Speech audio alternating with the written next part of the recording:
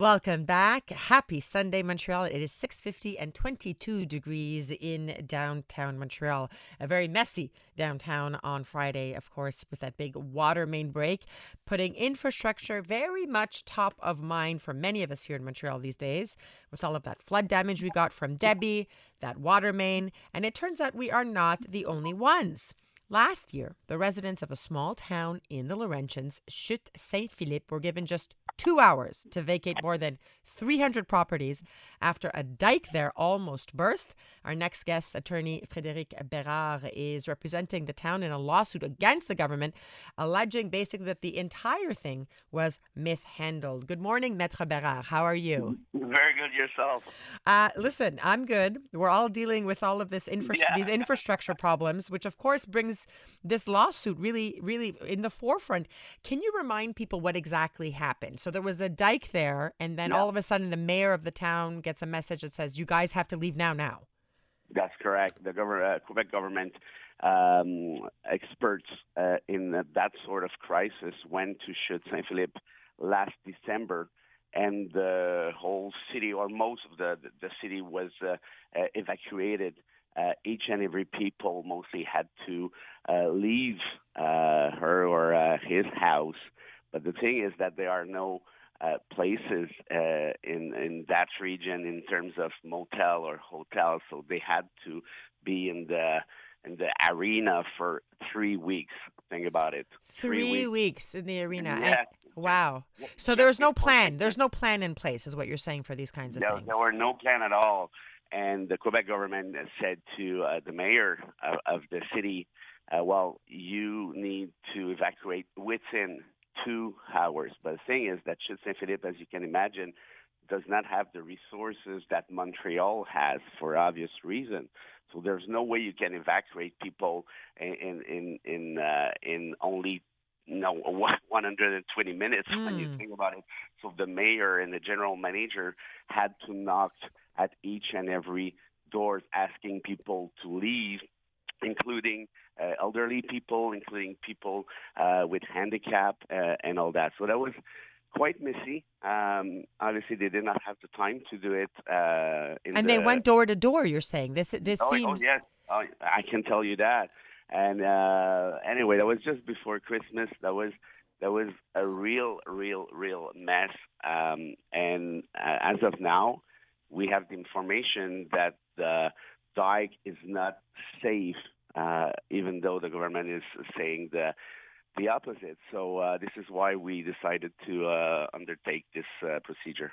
Let's talk about this lawsuit because you are now saying that despite everything that happened, despite getting everyone out of there and shoving them in an arena, the dike is still unsafe. The infrastructure there is still unsafe.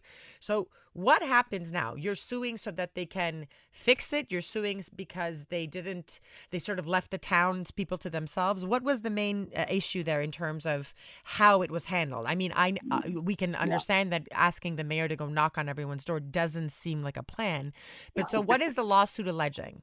Yeah, well, that's pretty good question. There's many aspects of it. Obviously, there's a damages aspect. There's a mandamus aspect. What is a mandamus? It's an injunction asking for the government to repair the dike properly to make Mm. sure that everyone is safe.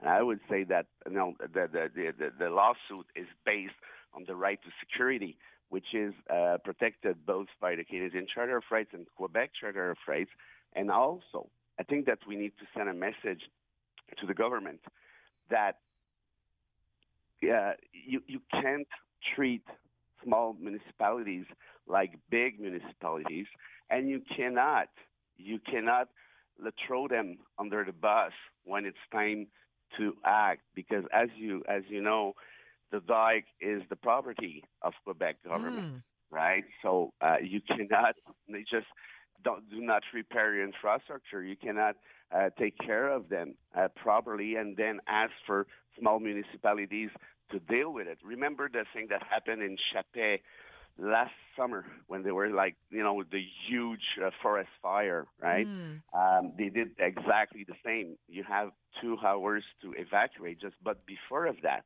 they asked the mayor, "Do you want to evacuate?" So the mayor said, "Yeah, yeah. Well, actually, I don't know. You tell me. You are the experts." So they told her, well, we might be the experts, but you have to make the decision. So For everyone here. there seems to be a sort of, we call it the passing of the buck in English. No, this is your problem. No, it's not my problem. It's your problem. Are you suggesting that because we're seeing more of these situations right now with problems in infrastructure, is there a lack of clarity as to whose responsibility it is to keep people safe when this happens? At 100%.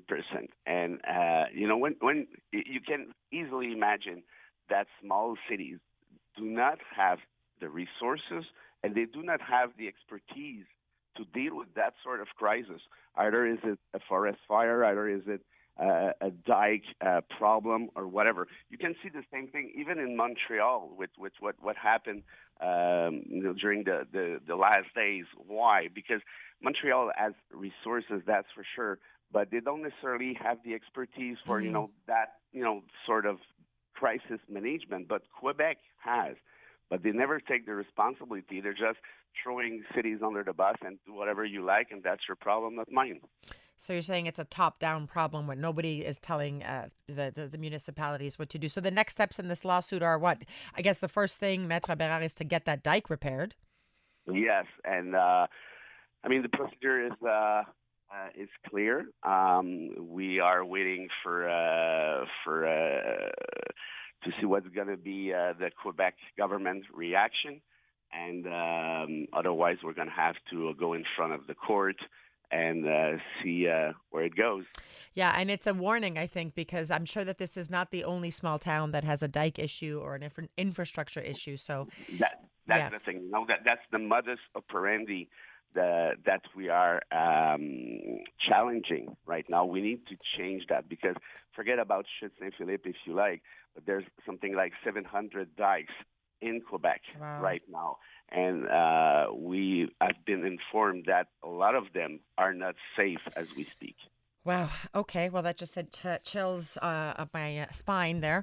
Thank you, Maître Bérard, for keeping us informed on this. I'm sure we will speak again very soon. Have a great Sunday. Always my pleasure. Bye-bye.